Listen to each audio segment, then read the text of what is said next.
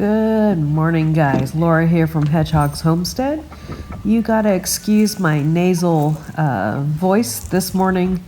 Obviously, I have a cold, like everybody else in the world right now. We are feeding the chickens and starting our day off the normal way, which we always do at our homestead. We give them a little extra calories this time of year where it's starting to get cold. And because I have baby chicks in here, I'm also throwing some of that in. These all over here are babies still, not layers yet. They will be in spring. So the whole group over here, the red ones are laying already. And it looks like we're gonna have another rooster if you notice the red cone on that white Jersey giant there. And maybe even that other bird. So after that, I go in the coop and always collect a duck egg outside on the ground, as all the other homesteaders in the world know that's what ducks do.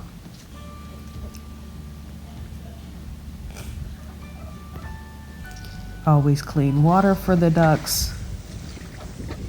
I love this rubber bowl here. It's great for when it freezes.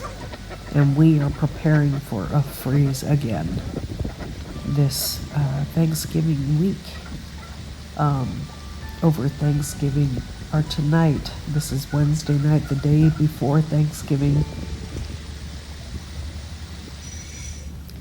And that's when we're expecting our freeze the next couple nights. And then next week as well, some more freezes coming in. Now I'm looking for eggs. It's always a hunt because we have a really fancy, expensive box for these chickens to lay in, and they refuse to use it because we didn't have it up when they first started laying. So if you ever have chickens and you buy one of these fancy boxes you see in the wall over here, make sure you have it up before they start laying. Hopefully, the young chicks will use it. I even have a sample egg for them to use. One of the ducks likes to lay inside.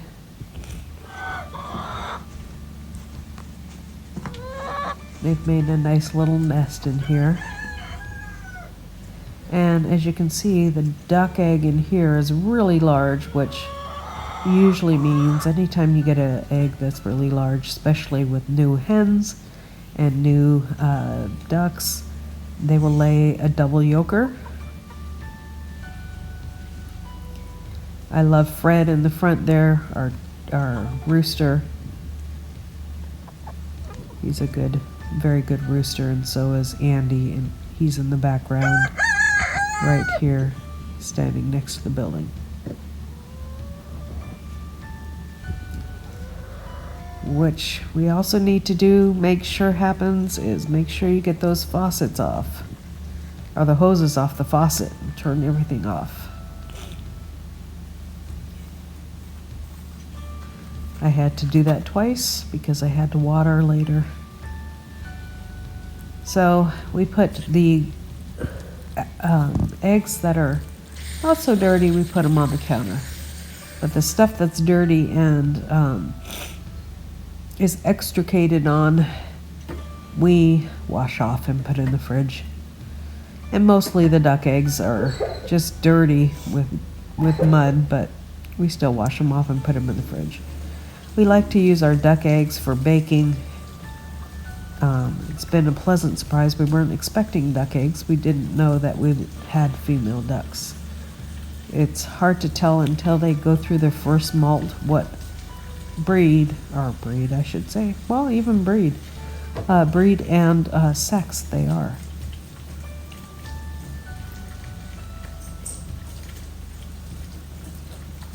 I always wash in hot water, and I like to use a loofah sponge. It's really gentle and gets the manure off really well. Hot water because that actually keeps the manure from coming inside the egg while you're scrubbing it. Now, because we have a freeze coming, I am taking off, which has blown off anyways on most of these plants, my bug shields, plants got too big for them, and we're going to put that away and add some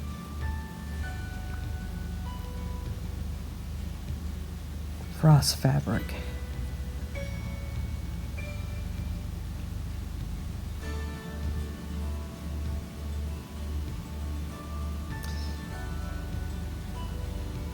Checking the heads on the broccoli.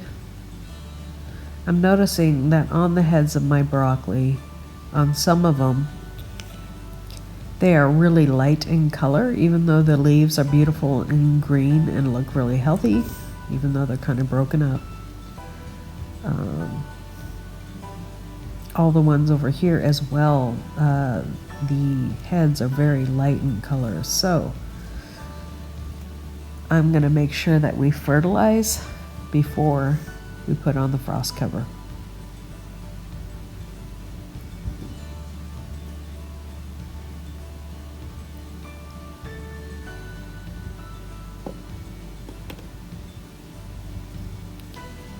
Now what you guys didn't see is I bought a large amount of frost cover all at once, and I cut them in sizes for my beds.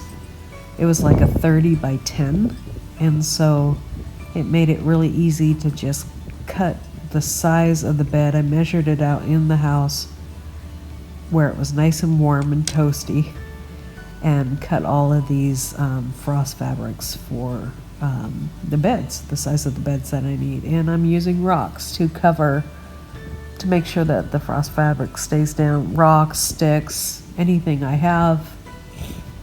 Tools, I need to take that inside and put something else there. But it's just hard to, it's always, we're on a ridge here in Tennessee, and it's nice and breezy all the time, so I'm just using anything I can. And here you go, you can see how light the little heads are. And that's, I mean, they should be the same color as the leaves, so they wouldn't taste as good, even if they grew that way, and they will actually grow faster and have the nutrition they need. So I'm putting blood meal and bone meal on my broccoli and my cabbage before I tuck them in for the frost.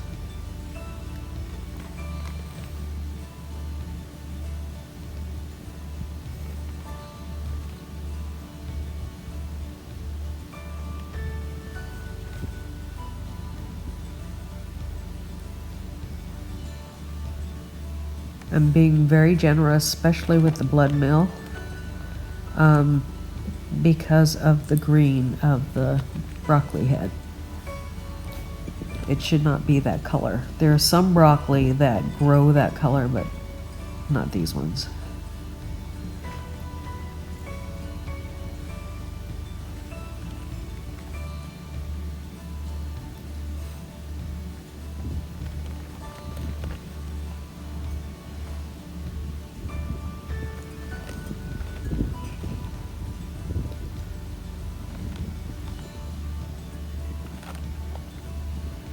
Now my cabbage here, some of it looks pretty much ready, but because it's Thanksgiving week, I don't have the time to process it. So I'm gonna wait until next week, and then we'll process it and maybe make some into coleslaw, or to have with some fish the following week after Thanksgiving, and maybe we'll make some sauerkraut as well. Love both of those things, and would like to make low sodium sauerkraut.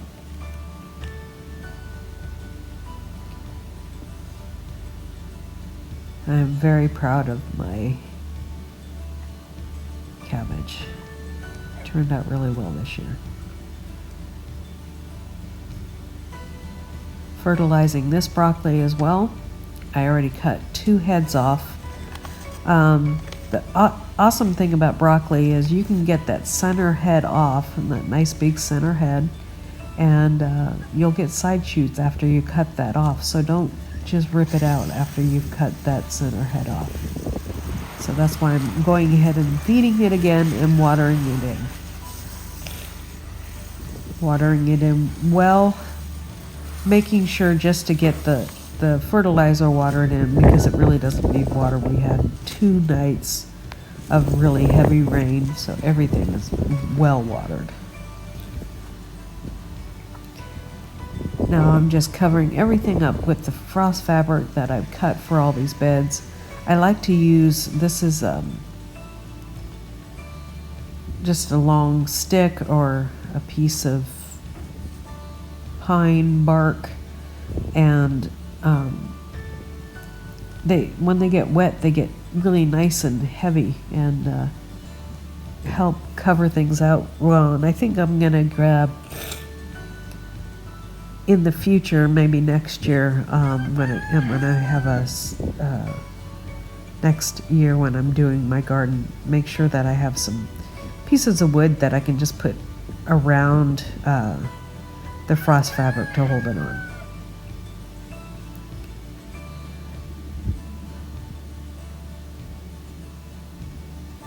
Now, I just cut myself.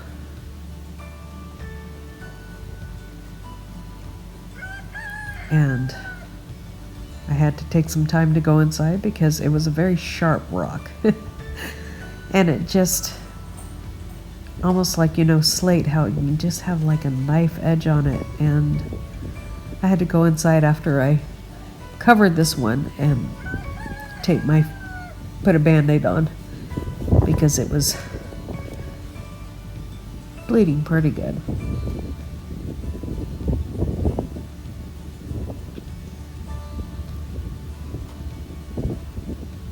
I was pleasantly surprised how many pieces of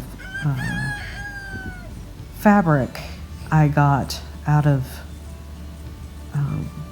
cutting these in pieces for my garden to cover my beds.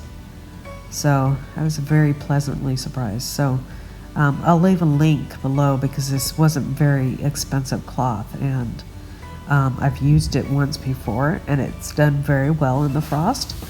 So I will leave a link for this fabric. It actually comes with the things that you can put in the ground to, the supports that you can use. And I think that broccoli and cabbage supports itself very well. You don't need to put it around. If it was like a fragile vegetable or something like that, I wouldn't do that. Because I cut these for my bed, I had some smaller areas of broccoli that I needed to cover because I started these when I already had like okra. I had okra on the other side of these 2 broccolis. So when those came out of the ground, that's a smaller space. So next year, since I have more room to grow, I will plant more in just one space so I can use less frost fabric.